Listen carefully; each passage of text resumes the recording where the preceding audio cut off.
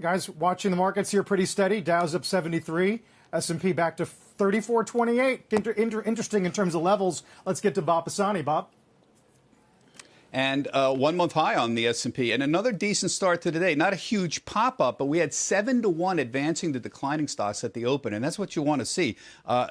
Equal weight S&P 500's outperforming the big cap S&P 500, the market cap S&P 500. Take a look at sectors. We continue to get this belief that there's going to be some kind of modest cyclical rally. This has been going on for a few days now. Materials, energy, banks doing a little bit better. Tech holding up okay, but more defensive sectors, utilities and consumer staples, generally have been lagging the markets here.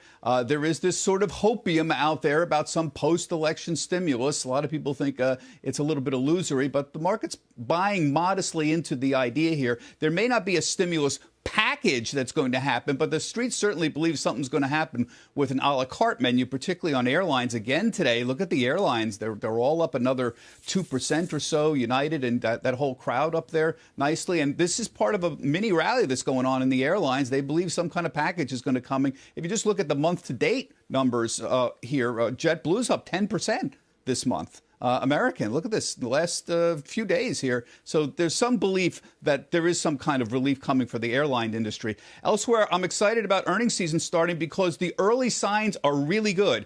Overnight, we had some pre-announcements. McDonald's pre-announced strong U.S. comps, up 4.3%. The street was in the low single digits, up modestly here. But remember, McDonald's is right near a historic high, so don't expect too much there. Samsung pre-announced earnings well above expectations. Not a lot of details here, but apparently they benefit from all the Huawei problems that are out there. The ban on selling, chips made to U.S. technology to Huawei kicked in last month. That benefits Samsung. And, of course, Apple delayed the iPhone a little bit, so that benefits Samsung as well here. But they announced very good numbers overall. If you look at the numbers for the third quarter, on Monday there were 18 companies that are already part of the third quarter.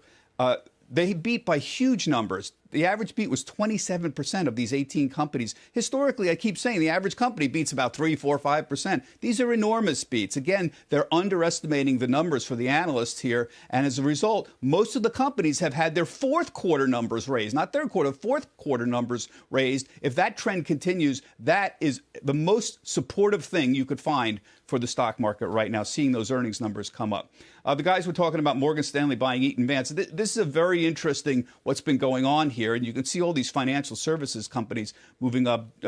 Janus and Invesco, of course, Nelson Peltz announced an investment there. They're moving. But the whole complex is moving. And it's very simple. There's two things going on here driving the consolidation. First, every day we talk about fee wars, the ETFs. They're cheaper alternatives. They have lower fees. That's cutting into the business overall. And there's an overall need for more assets under management. So remember, when you have more fees, you get more company, more assets under management, you get more fees. Those fees are recurring revenues. Those recurring revenues command a higher multiple. And that's the case, I think, with the IBM deal as well.